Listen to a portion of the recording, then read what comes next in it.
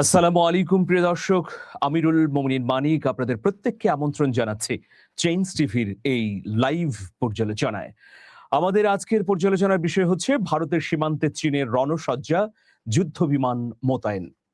হঠাৎ করেই কি এমন পরিস্থিতির আহ উদ্ভব হলো? কারণ কি? এর পেছনে অন্য কোনো ঘটনা আছে কিনা? কারণ দুদিন আগে আমরা দেখলাম যে আসিয়ান সম্মেলনের ফাঁকে ভারতের পররাষ্ট্রমন্ত্রী এস জয়শঙ্কর তিনি ব্রিফিং করে বললেন যে ভারতের বিস্তীর্ণ ভূখণ্ড দখল করে রেখেছে চীন। লাদাখ, কাশ্মীর, জম্মুতে এই ঘটনা ঘটেছে। চীন আগ্রাসন চালিয়ে বিপুল ভারতীয় ভূখণ্ড দখল করেছে বলেও অভিযোগ করেছেন এস জয়শঙ্কর। এরকম অভিযোগের ৪৮ ঘন্টা পরেই আবার আমরা দেখতে পাচ্ছি যে ভারতের সীমান্তে চীনের রণসজ্জা, যুদ্ধ বিমান মোতায়েন। কি হলো তাহলে? আমরা বিস্তারিত আসলে তথ্য আপনাদের সামনে তুলে ধরতে চাই। থাকুন এই আলোচনার শেষ পর্যন্ত প্রিয় দর্শক।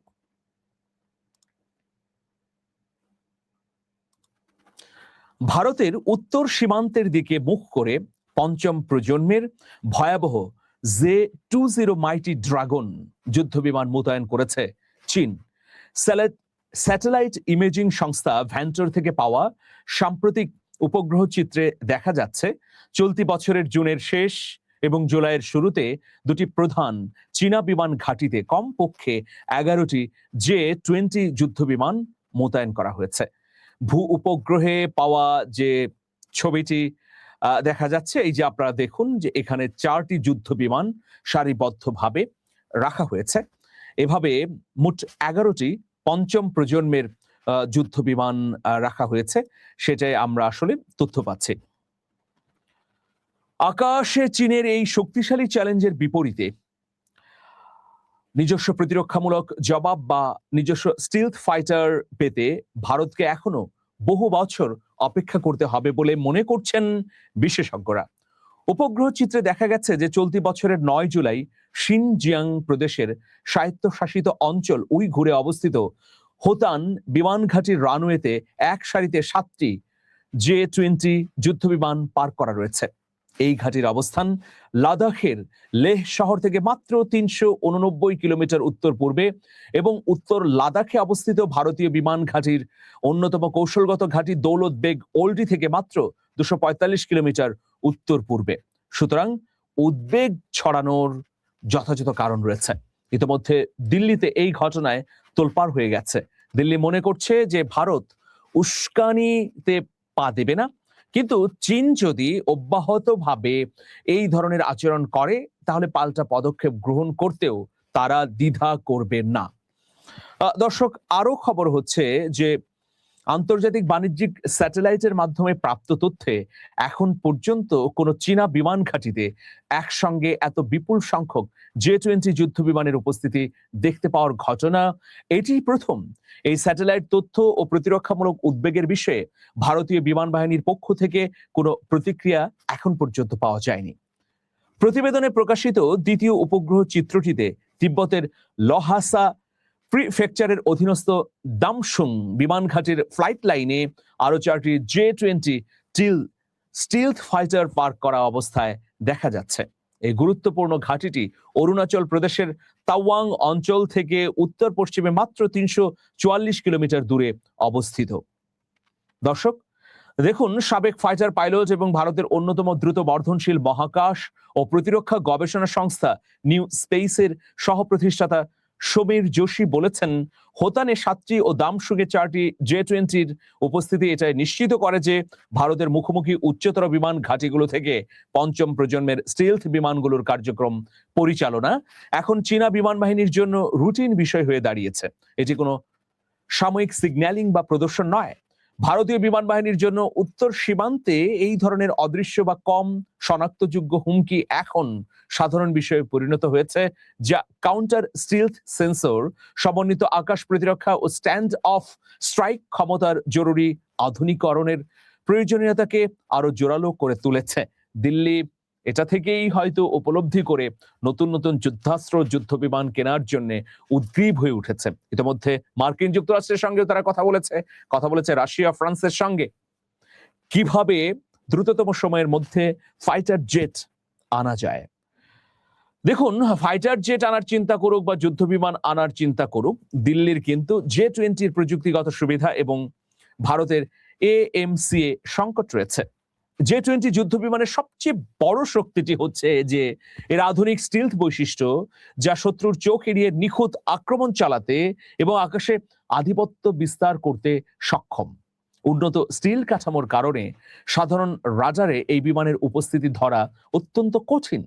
ফলে ফ্রান্স থেকে কেনা রাফায়েলের মতো ভারতের চতুর্থ প্রজন্মের উন্নত কিন্তু নন স্টিলথ যুদ্ধ বিমানগুলোর উপর এই বিমানটি বিশাল প্রযুক্তিগত সুবিধা ধরে রেখে আধিপত্য বিস্তার করে রাখতে সক্ষম। বর্তমানে ভারতের হাতে কোনো নিজস্ব স্টিলথ যুদ্ধ বিমান নেই। দেশটির সম্পূর্ণ স্বদেশী প্রথম স্টিলথ বিমান অ্যাডভান্সড মিডিয়াম কমব্যাট এয়ারক্রাফট নির্মাণাধীন অবস্থায় রয়েছে। তবে ব্যাপক ফ্লাইট টেস্ট প্রোগ্রামের মাধ্যমে মূল প্রযুক্তিগুলোর সফল যাচাইকরণ সত্ত্বেও এটি বিমান বাহিনীর স্কোয়াড্রনে যুক্ত হতে অন্তত আরো 1 দশক বা 10 বছরের বেশি সময় লাগবে। মাথায় হাত অবস্থা। দেখুন কি ঘটনা, 10 বছরেরও বেশি সময় লাগবে। তাহলে আকাশ প্রতিরক্ষার ক্ষেত্রে তো ভারত অনেকখানি পিছিয়ে রয়েছে। চীনের অবিশ্বাস্য সক্ষমতা, অন্যদিকে ভারতের খুব স্লথ গতিতে এগিয়ে চলা একটা সামরিক ভারসাম্যহীনতা তৈরি করেছে বলেই দিল্লির বিশ্লেষকরা বলছেন। দ্য ওয়ার জোনে প্রকাশিত সাম্প্রতিক এক প্রতিবেদনে চীনা J-20 বহরের দ্রুত বৃদ্ধির বিস্তারিত চিত্র সামনে এসেছে। 2019 সালে যেখানে চীনের হাতে আনুমানিক 50টি J-20 ছিল, 2022 সালের শেষ নাগাদ সেই সংখ্যা বেড়ে দাঁড়িয়েছে 200টিরও বেশি। এটা তো দিল্লির জন্য ভয়াবহ একটা উদ্বেগের খবর। এতটা যদি পিছিয়ে থাকে তাহলে দিল্লি কিভাবে লড়াই করবে বেইজিং এর বিরুদ্ধে? দিল্লির সাবেক সেনা কর্মকর্তারা কিন্তু এখন দোষারোপ করছেন বিজেপি সরকারের বিভিন্ন কর্তৃত্বশীল ব্যক্তিবর্গকে। তারা বলছেন যে চীনের সামরিক উত্থানকে ঠেকাতে ভারত কেন আগে থেকেই উদ্যোগী হয়নি। এখন দেখুন, স্টিলথ বিমানের জন্য 10 বছর অপেক্ষা করলে এর মধ্যে তো নানা ঘটনা ঘটে যেতে পারে। চীন ভারতের আরো বিপুল বিস্তৃত জনপদ দখল করে নিতে পারে, যেটা চীন বলছে যে সেগুলো আসলে পুনরুদ্ধার দখল নয়। তো যাই হোক প্রিয় দর্শক, এরকম একটা ভয়াবহ সংকটের মধ্যে আমরা ভারতকে পড়তে দেখলাম। পরবর্তী বছরগুলোতে তাদের উৎপাদন ক্ষমতা দ্বিগুণ হয়ে যায়, মানে 22-এর পরে চীনের উৎপাদন ক্ষমতা 2025 সালের শেষ নাগাদ বার্ষিক উৎপাদন দাঁড়িয়েছে প্রায় 120টিতে, যার ফলে 2026-এর মাঝামাঝি সময়ে 1 ডজনেরও বেশি PLAAF ইউনিটে এই বিমানের সংখ্যা আনুমানিক 300 থেকে 500 ছাড়িয়ে গেছে। যুক্তরাজ্যের রয়্যাল ইউনাইটেড সার্ভিসেস ইনস্টিটিউট ধারণা করছে যে 2030 সালের মধ্যে চীন প্রায় 1000টি J-20 আকাশে উড়াতে সক্ষম হবে।